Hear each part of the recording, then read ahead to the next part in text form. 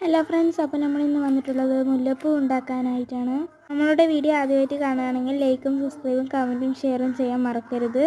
നമ്മൾക്ക് സാധാ പേപ്പറിലും ഉണ്ടാക്കാം, A4 പേപ്പറിലും ഉണ്ടാക്കാം. ഞാൻ എടുത്തിട്ടുള്ളത് ടിഷ്യൂ പേപ്പറാണ്. വീഡിയോയിൽ കാട്ടുന്നത് പോലെ മടഞ്ഞിട്ട് കത്രികയും കൊണ്ട് കട്ട് ചെയ്തെടുക്കുക. ഇത് കുറേ പേരുണ്ടാക്കി നിങ്ങൾ കണ്ടിട്ടുണ്ടാവും. എന്നാൽ നമ്മളുടെ ഒരു പങ്കും കൂടിയിട്ട് ഉണ്ടാക്കുകയാണ്.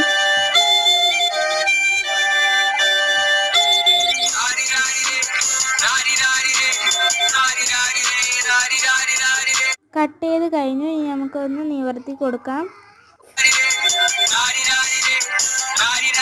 നിവർത്തുമ്പോഴും കട്ട് ചെയ്യുമ്പോഴും മടക്കുമ്പോഴും എല്ലാം ശ്രദ്ധിക്കേണ്ടതാണ്.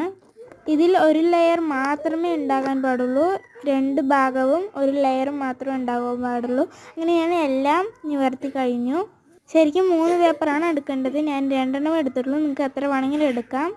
അപ്പം നിവർത്തി വെച്ചു. ഇനി നമ്മൾക്ക് ഈ വീഡിയോയിൽ കാട്ടുന്നത് പോലെ തന്നെ മടഞ്ഞു വയ്ക്കുക.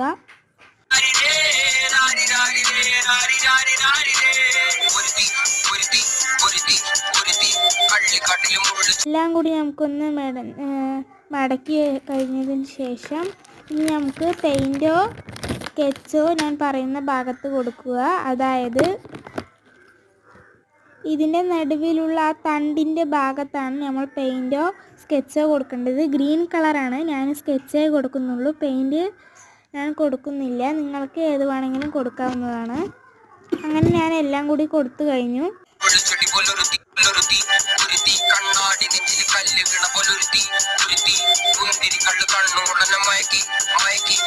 ഇനി നമ്മൾക്കൊന്ന് തുന്നി കൊടുക്കാനാണ്. ആദ്യം തുന്നിയപ്പോൾ പേർന്ന് വന്നു, അതായത് കീറി വന്നു. നമ്മൾക്ക് കിട്ടിയ പോലെ ഒന്ന് തുന്നി കൊടുക്കാം. തുന്നുന്നത് പോലെയാണ്. ഇതാണ് ഫൈനൽ ലുക്ക്. ഇഷ്ടപ്പെട്ടെങ്കിൽ ലൈക്ക് ചെയ്യുക, കമൻറ്റ് ചെയ്യുക, ഷെയർ ചെയ്യുക, സബ്സ്ക്രൈബ് ചെയ്യാൻ മറക്കണ്ട. അപ്പോൾ ഇതാണ്, ഞാൻ കുറച്ചേ എടുത്തിട്ടുള്ളൂ. അപ്പോൾ ബൈ.